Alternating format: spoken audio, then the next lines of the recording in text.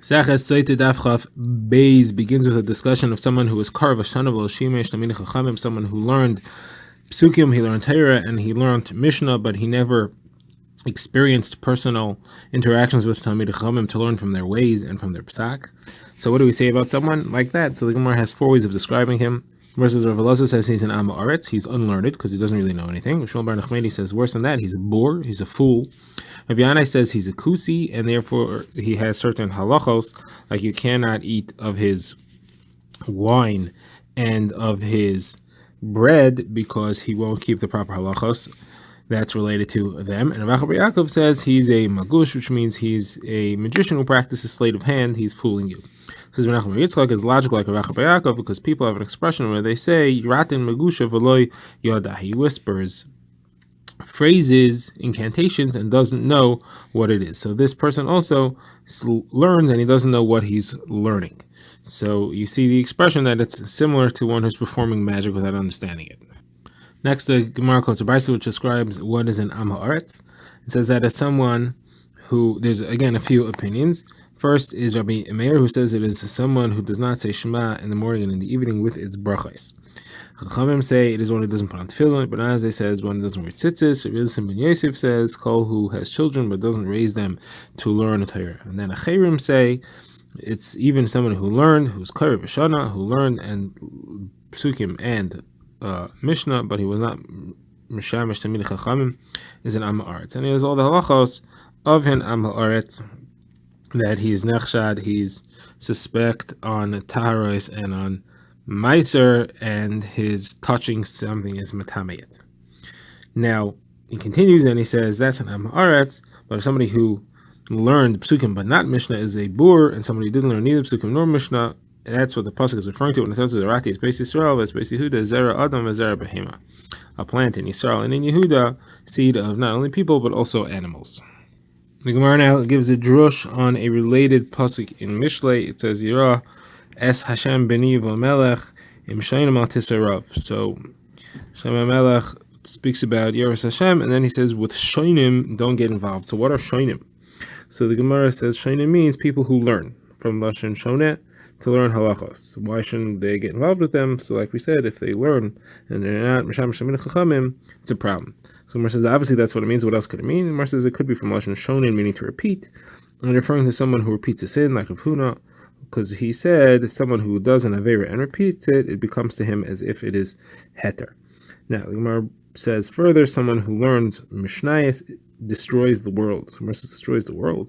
How could you say that? The Gemara says because if they paskin halacha from the Mishnayos, that destroys the world because they affect others and give a wrong pshat, give a wrong halacha. They're not aware of others who argue or which Mishnah are not halachic. Says when we learned as much in the brisa, says Rav Yeshua, why do you call them Mavali Eilam? Why do you call them ones who destroy the world? But they are the ones who settle the world, like it says Halichos Eilam Lai. The one who has halachos has the world. The Gemara says no, because they paskin halacha from their Mishnah, that would create a problem. The Gemara continues with a brisa. The brisa says there are three other types of people who destroy the world.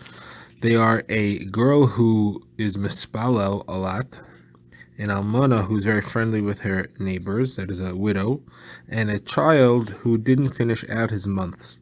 So the Gemara is going to have to explain each of these. At first, the Gemara asks, how could you say about the first two, a girl who davens a lot, that's a problem? The Gemara says Rabbi Yechanan said that I learned fear of heaven, fear of sin, from young girls. And about an almana, a widow, he says I learned how to actually get reward from an almana. What's he referring to? So he referred to that he heard about there was a certain girl who used to do Nefilas Apayim. She would do Tachnan and she would fall on her face and say, Rabbanu Shalom, you created Gan Eden, created Gehenim, you created Tzadikim, you created Yerushalayim.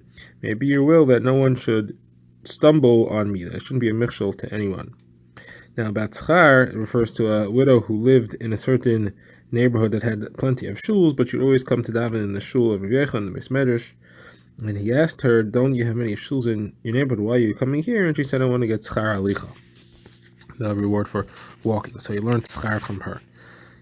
So you see that it's quite possible that the neighborhood almana is very much tzadekis, and the same thing applies to the psula who's doing a lot of tefillah. So what does this Gemara mean? So the Gemara answers is referring to the story of Yochni Basri TV.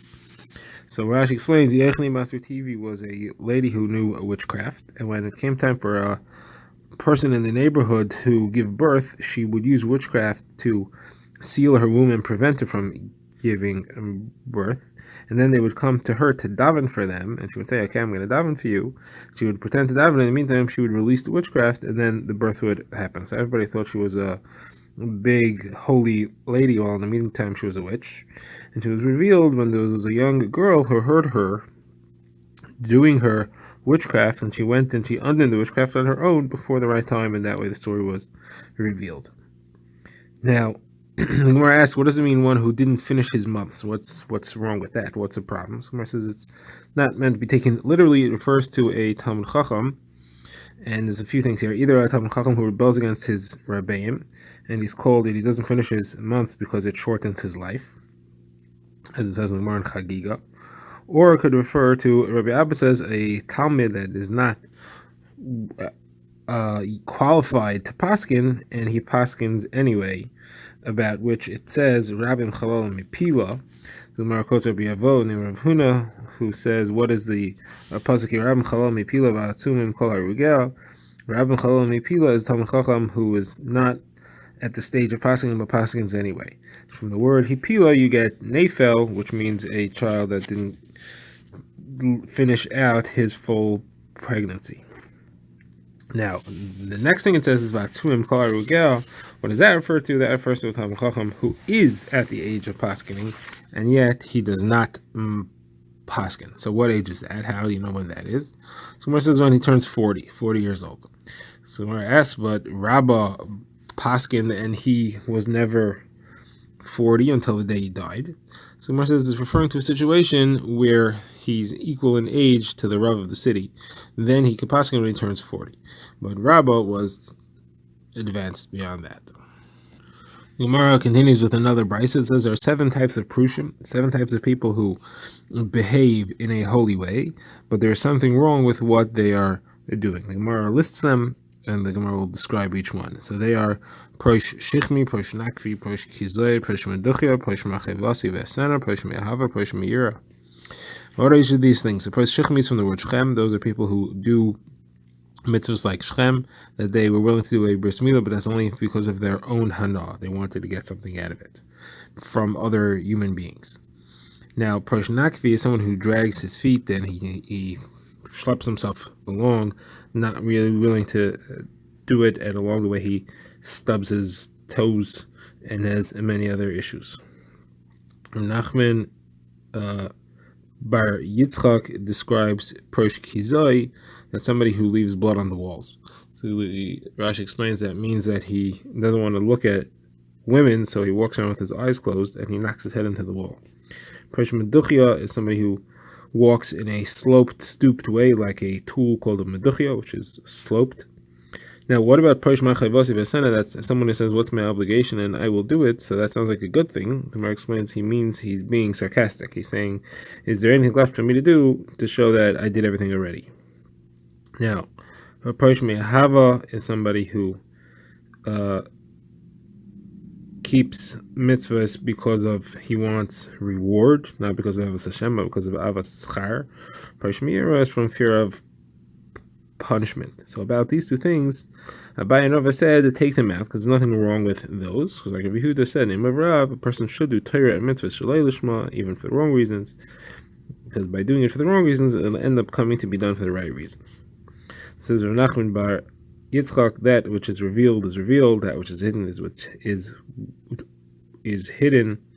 The Beis Din Hagadol, the Sanhedrin, they will take due payment from all those who hide or pretend one thing and mean something else. The Gemara says that Yanai, the king Yanai said to his wife, don't be afraid of the Prushim. Yanai had killed many Tamid Chamim, and therefore she was afraid that after he dies, they will take revenge on her and her son. So he said you don't have to.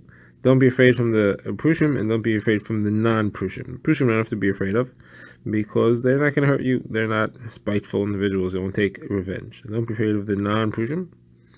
And you don't people you should be afraid of is those who pretend to be Prushim. They act like Zimri and request reward like Pinchas.